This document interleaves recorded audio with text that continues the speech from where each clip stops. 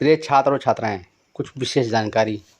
ये जो वीडियो आपको एक ही पैसेज पर 5 वीडियो दी गई है और इसमें 5 स्पीड है, 80 की, 100 की, 120 की, 140 की, 160 की। तो पहले आपको 80 की वीडियो देखना है, जिस पे वीडियो में मेरी नोट्स डिस्प्ले हो रही है। उस डिस्प्ले नोट्स के माध्यम से आपको उसका होमवर्क करके व्हाट्सएप के माध्यम से चेक करवाना है। फिर आपको होम प्रैक्टिस करना है और करने के बाद 80 की जितनी भी वीडियो, जितनी प्लेलिस्ट में हमारी पड़ी हुई हैं, सभी को टारगेट करना है। और फिर 100 को करना है, फिर 120 को करना है, फिर 40 करना है, फिर 60 करना है। मतलब सारी प्लेलिस्ट से आपको क्रम से, सीक्वेंस से, लो से हाई की ओर स्पीड बढ़ानी है और बार बार प्रैक्टिस करनी है। इस क्रम से अगर प्रैक्टिस करेंगे तो आपकी 160 तक स्पीड मेंटेन हो जाएगी, जो ये सभी परीक्षाओं के लिए पर्याप्त है। Ready, start. उपाध्यक्ष महोदय जी, भारत जगत गुरु है। इतिहास में ऋषियों, मुनियों और विद्वानों ने जीवों के संदर्भ में बहुत कुछ लिखा है। जैव विविधता के विषय में जितना ज्ञान भारतवर्ष में समाहित है, उतना ज्ञान संसार के किसी भी देश में नहीं है।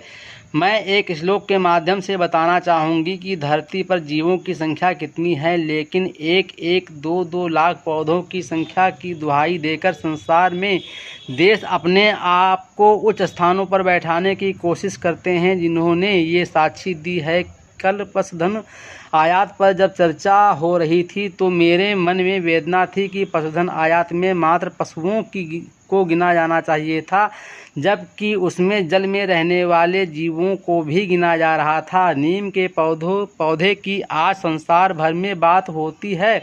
हमारे यहाँ तो नीम वैद्यों, हकीमों की दवाओं में हमेशा काम आता रहा है तथा लोग उसको बड़े पैमाने पर रोपते रहे हैं।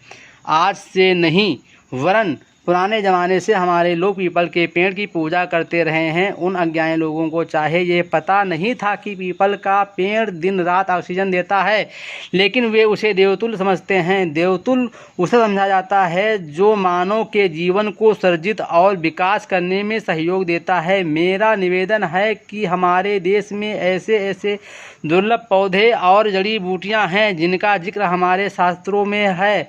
रामायण में तो संजीवनी की कथा सबने सुनी है। नामांकन की व्यवस्था पौध संरक्षण में की गई है।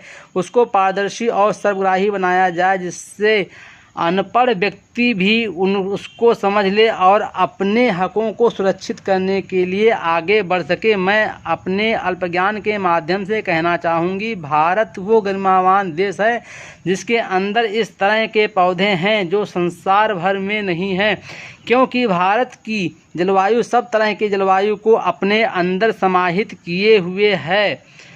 ऐसी स्थिति में उत्तर से लेकर दक्षिण तक, पूर्व से लेकर पश्चिम तक भारत की भूमि असंख्य किस्म के पौधे हैं जिनके संरक्षण के लिए ज्ञानवर्धन की आवश्यकता है। यदि इस बिल के अंदर इस ज्ञान को संवर्धन करने के लिए कोई व्यवस्था हो और अलग से पौध संरक्षण के लिए एक महाविद्यालय या विश्वविद्यालय कायम हो, तो निसंदेह कृषक लोग अपने पौध को लेकर वहां पहुंचेंगे और पौध संरक्षण में अपना योगदान करेंगे। अध्यक्ष महोदय, राजस्थान का अपना गौरवशाली इतिहास है। गीता विश्व का एक ऐसा ग्रंथ है जिसका अनुवाद राजस्थानी, हरियाणवी सहित विश्व की सबसे अधिक भाषाओं में हुआ है तथा जिसमें हर मानसिक व्यथा का समाधान और निदान निहित है। मुझे गर्व है कि संसद में मुझे इस क्षेत्र का प्रतिनिधित्व करने का सौभाग्य 2 बार प्राप्त हो चुका है। मेरा आशय यह है कि राजस्थानी भाषा देशभक्तों और रणबांकुरों की भाषा है। इसे बोलने तथा समझने वालों की संख्या लगभग 4 करोड़ है।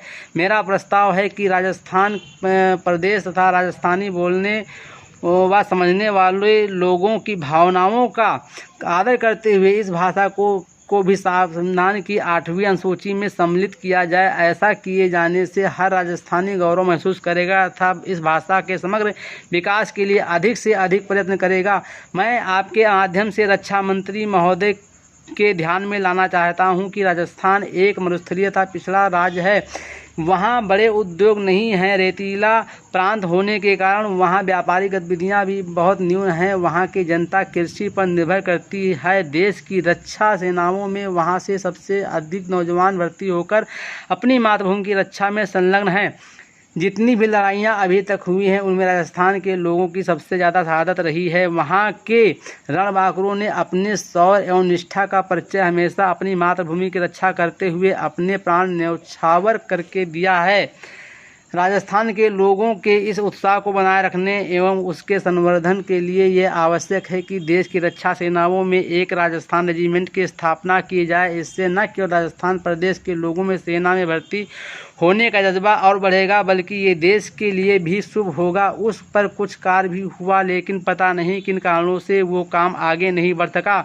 मुझे बताते हुए गर्व का अनुभव हो रहा है कि गत वर्ष कारगिल में हुए संघर्ष में शहीद हुए रणबांकुरों को 4 परमवीर चक्र दिए गए, जिनमें से 2 परमवीर चक्र राजस्थान के जाबाजों को मिले। इससे राजस्थान प्रदेश के लोगों की देश एवं अपनी मातृभूमि की रक्षा की झलक स्पष्ट होती है। ऐसी स्थिति में मेरी आपके माध्यम से मंत्री महोदय से विनम्र प्रार्थना है कि राजस्थान रेजिमेंट की स्थापना की जाए एवं वहां एक सेना छावनी बनाई जाए। Full stop.